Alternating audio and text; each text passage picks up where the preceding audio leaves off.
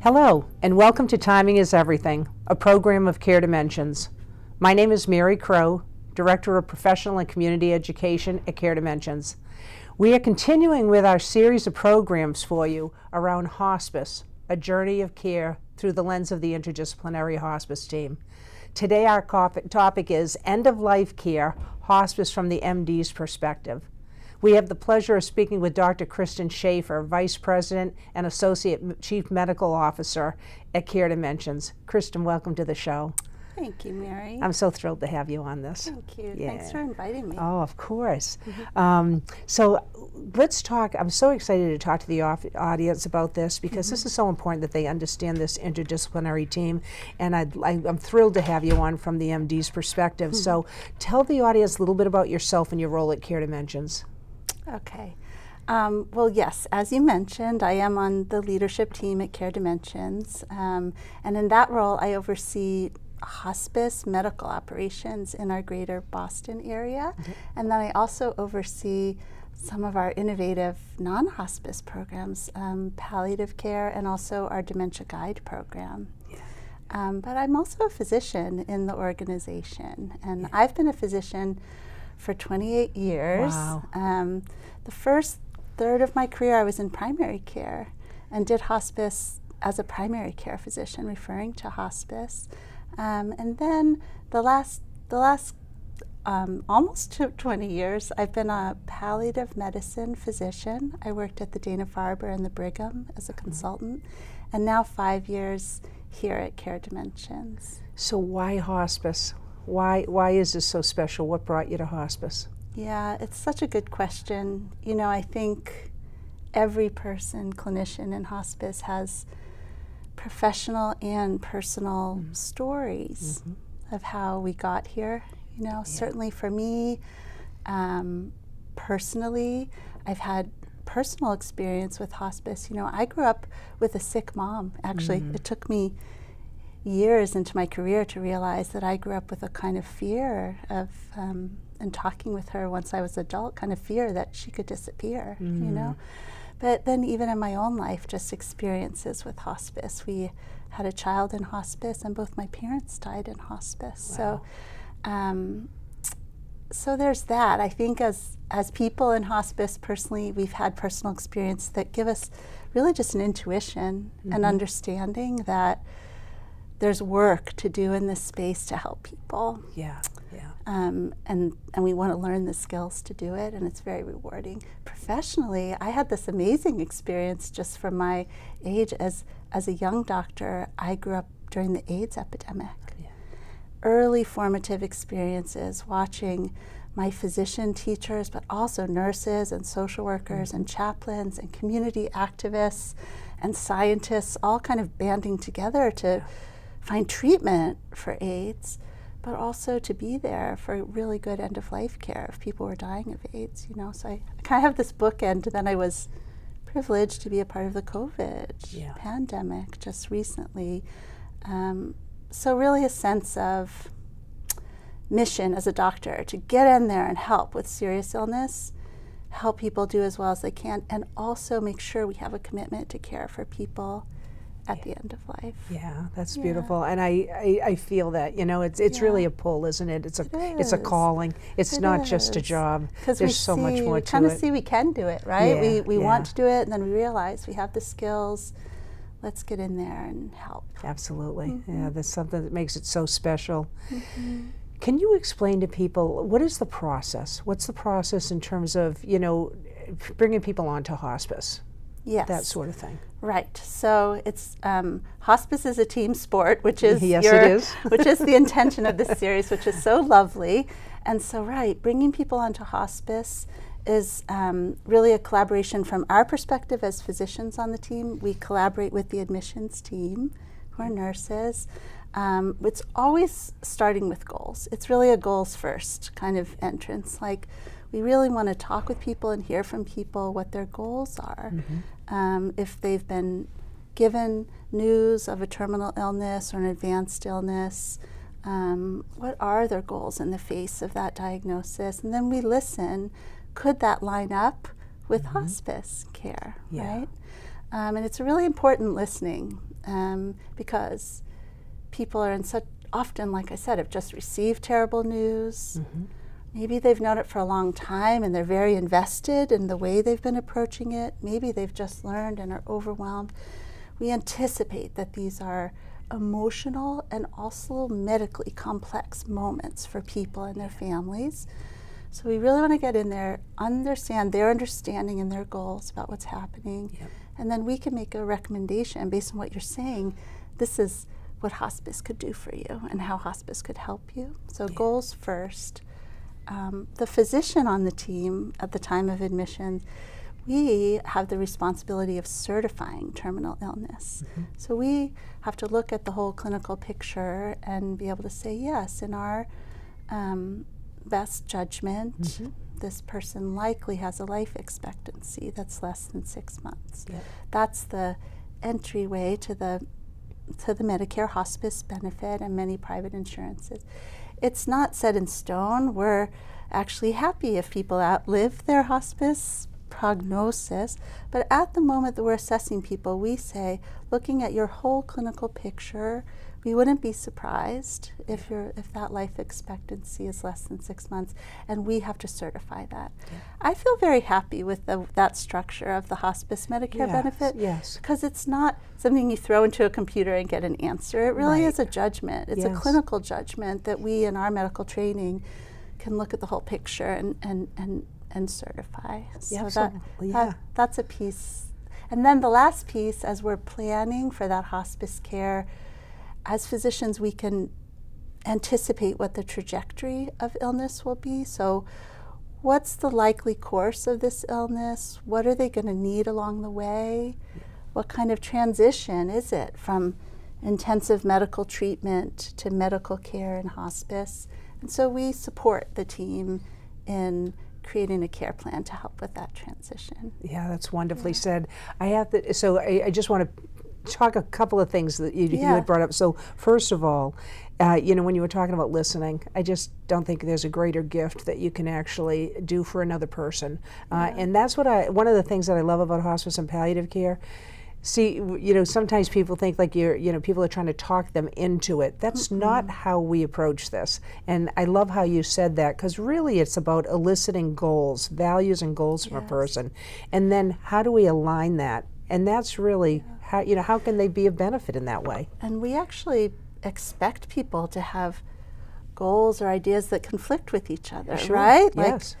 Like, I want my loved one to live as long as they can, and I don't want them to go through things that cause too much suffering for them. And it's really not either or. It's really an and we kind of help people weigh in the face of where things are right now, what's most important and what is important, and how could hospice support you in doing that? And it's a fluid conversation. It is. Because what is now might not be as things change. It is. So it's a really open conversation. It's never a one and done, is it? No. Yeah. And and it's not like it's people think maybe like, oh, I have my treatment plan and then it's a big switch to hospice.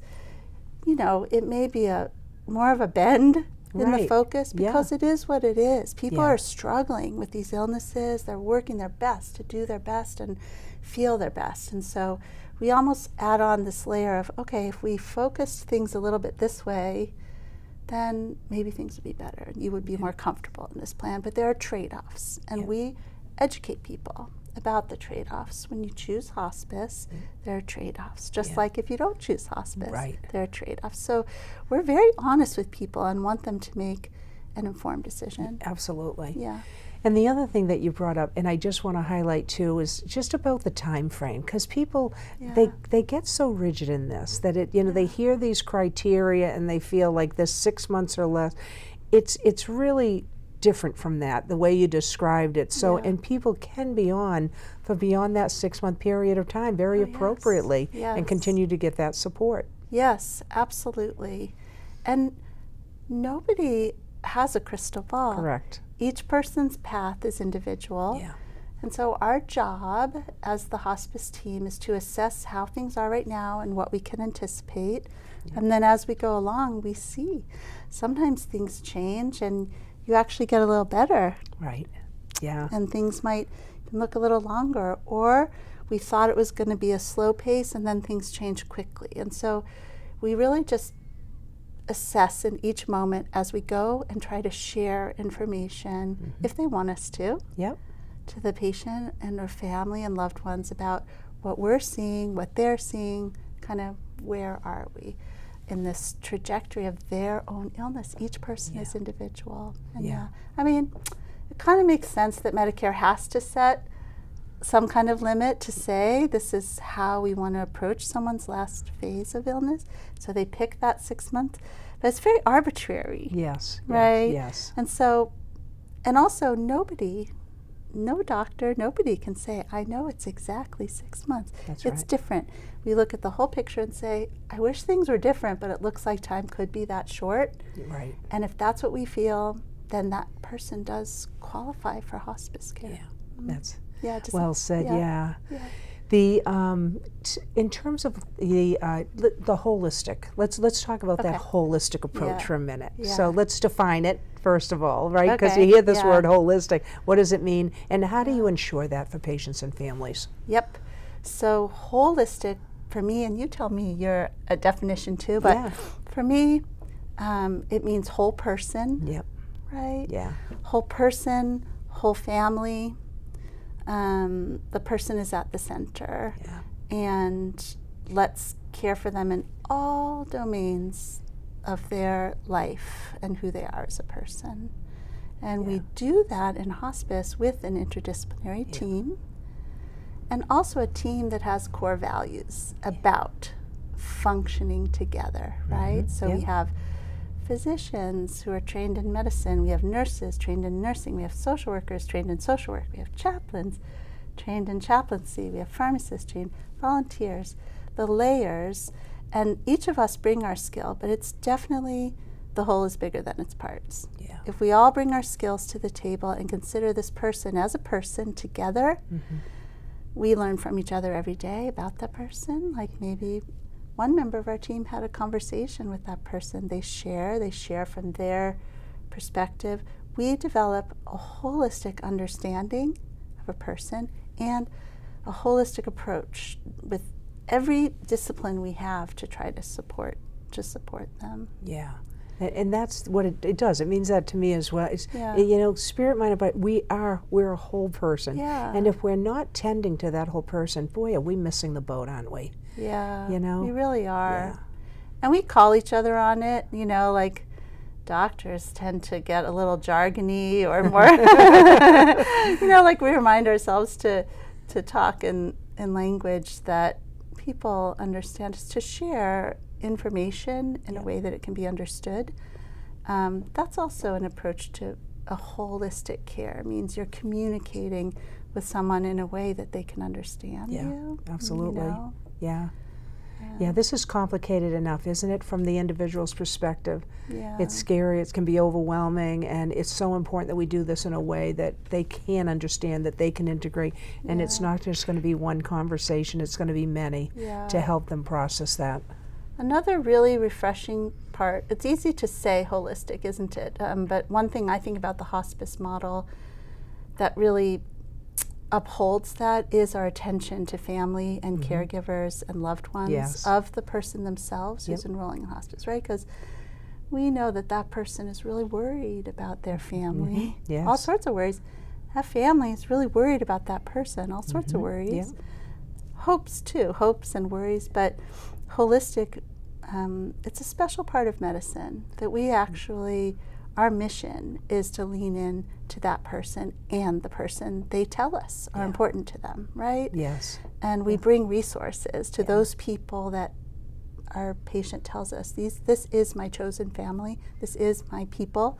We are supporting all of them as a network, and that's a piece of, really important piece of our services that line up with a holistic value, don't you think? Yes, I do. Right? I do. I Can't feel just be a like person by themselves. No, these are skills that, again, I think that's where hospice and palliative care shine, Me too. is that they really tend to all of that, which is sometimes different from traditional medicine, isn't it? It is. Yeah. It is. Yeah. In fact, I think that most people in hospice, well, I'll speak for the doctors, are really happy to be a part of an interdisciplinary team, really. Yes. If you're a doctor who's chosen hospice or palliative care, it's because you realize that. Yeah. You realize you're so much more powerful and better healer Yes. if you're working on a team. Mm-hmm. And so it's actually a source of resiliency for us that we're working on an interdisciplinary team as opposed to working alone in an office, for example. Definitely, Yeah.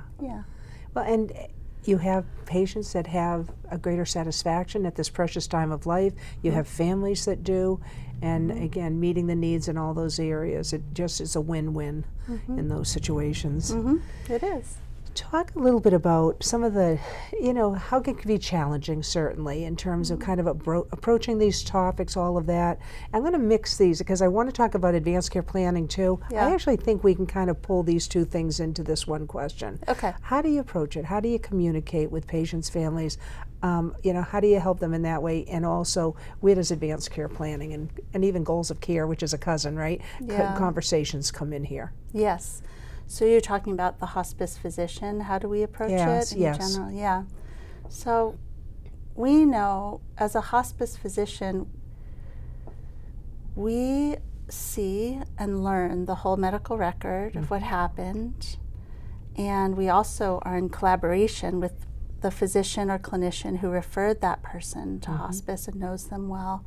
So we come to a case as a member of that person's hospice team, really wanting to hear from them, what's your understanding of what's happened, where you are with your illness, what lays ahead. Because we find a lot of times a person and their family haven't had a chance to kind of put the pieces together, right? They may have been told things. Sometimes people are even shocked that they're in hospice. They didn't even, because there's so much, you're just taking in so much, right? And you're going through an emotional process of accepting what's happening or coping with what's happening. So so we always start by we know what we can about what's happened medically, and then we really want to know what the person and their family know and understand. And also what they've been told about what to expect moving forward. Because what our goal as a hospice physician is making sure that the patient and their family get to ask questions and have a clearer sense if they ask us, we can share with them our clearest sense of kind of where we are and where things are going and what's important now and what we might need to prepare for in the future. And you're right, it is about symptoms and it's also about goals. So symptoms, we pay attention. What's worked? What are the symptoms that are bothering you the most? What's worked? What hasn't worked? Let's not make a mistake. If people know, they know what's worked. They know how they feel. They know what's worked, what hasn't worked. And then we bring our layer of expertise to say, this is the way we think about treating pain. I wonder if this would be helpful if we added this or did this. And so we really try to educate people about symptoms and how we approach them. Hospice, we rely on the patient and their family to do a lot of assessment for us, right? When nurses come to visit and ask about symptoms, we want our patients and families, our nurses work so hard in the front line to really understand from patients and families what they're experiencing, right? And then they can call us and say, hey, doc, this is what's happening and this is how it was different and this is what we recommend to change. So the symptom management piece is really about assessing their symptom, but also their understanding what's worked before and letting them know this is like an active engagement and we're always going to be asking, how are we doing with this? And we have real expertise, nursing, medical, pharmacy, social work, chaplain, to lean into these symptoms and help, right?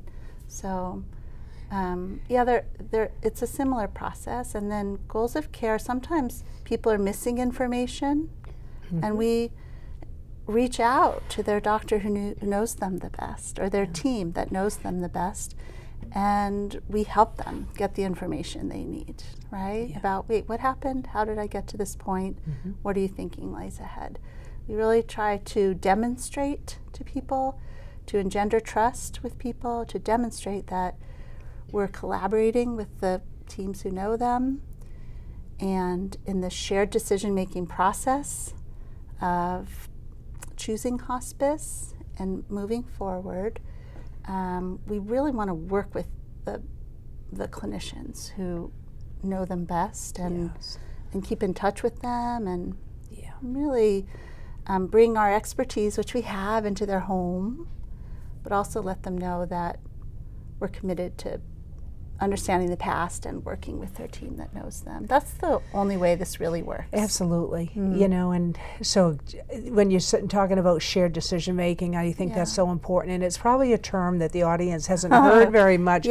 But it's so important, and I think they're going to be hearing this because it's so different. Because healthcare's had a shift, right? That's true. In terms of, you know, whatever the doctor said went to now really, we need our physicians. We need them desperately. We need their expertise.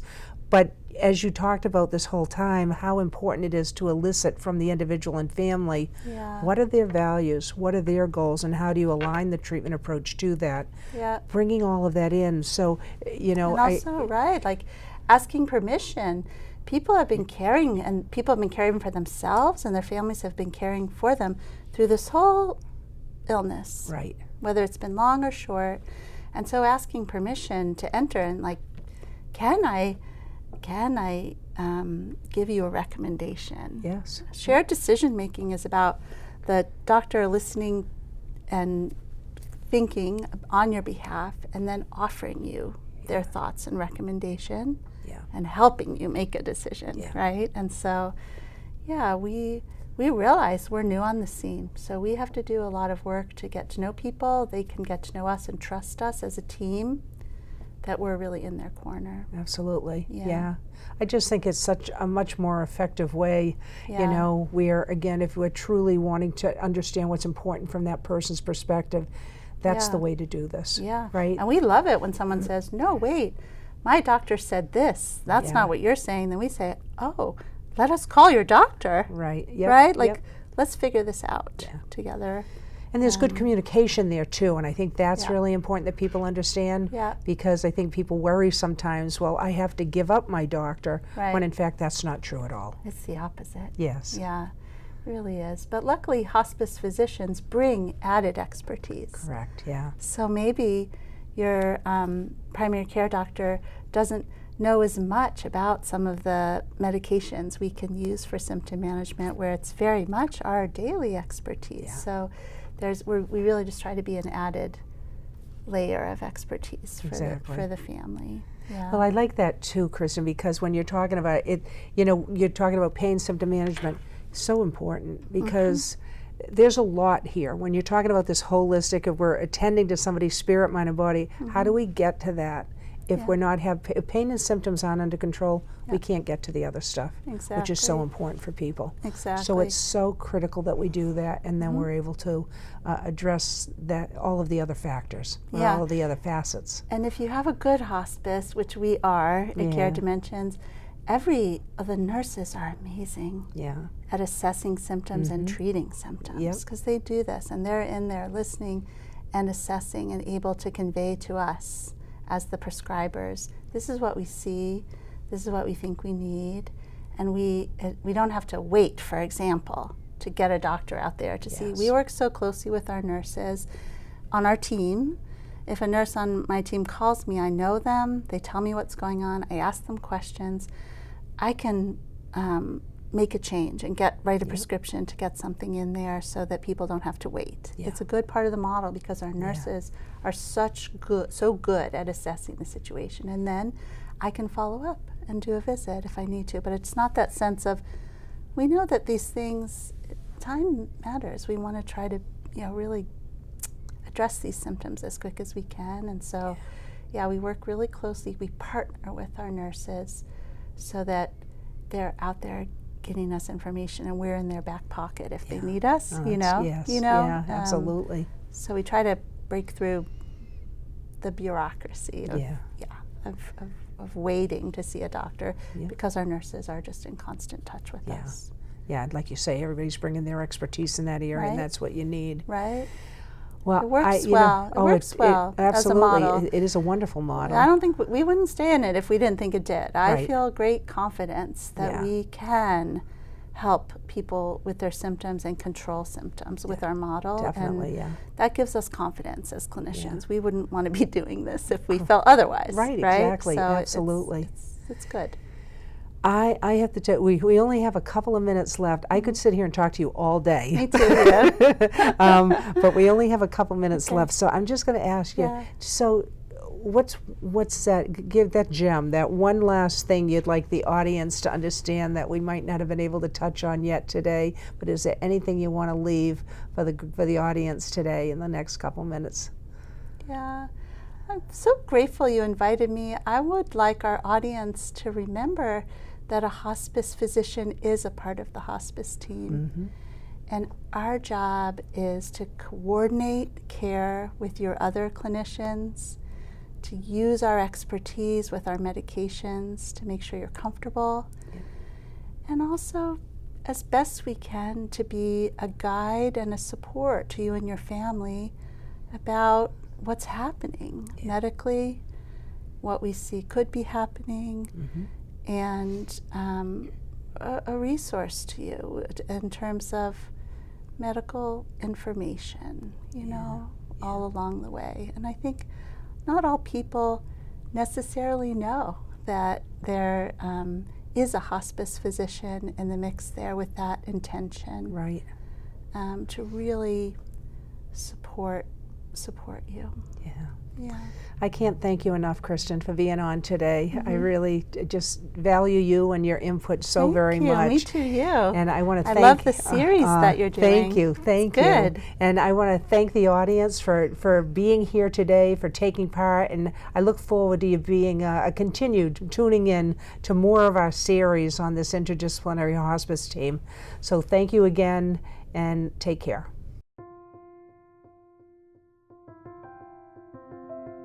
We don't focus on dying or how long they have left. We focus on whatever they want to do, whatever they can do, making sure that we can help them along. Hospice care is really not just the physical care, but it's also the emotional and spiritual care as well. And we try to ease people into and through the process to hopefully make it as special and as meaningful a time for them as it can be. It can be something much bigger than those final moments with someone. It can really help prepare the patient and family for eventual end of life. And I love that about it.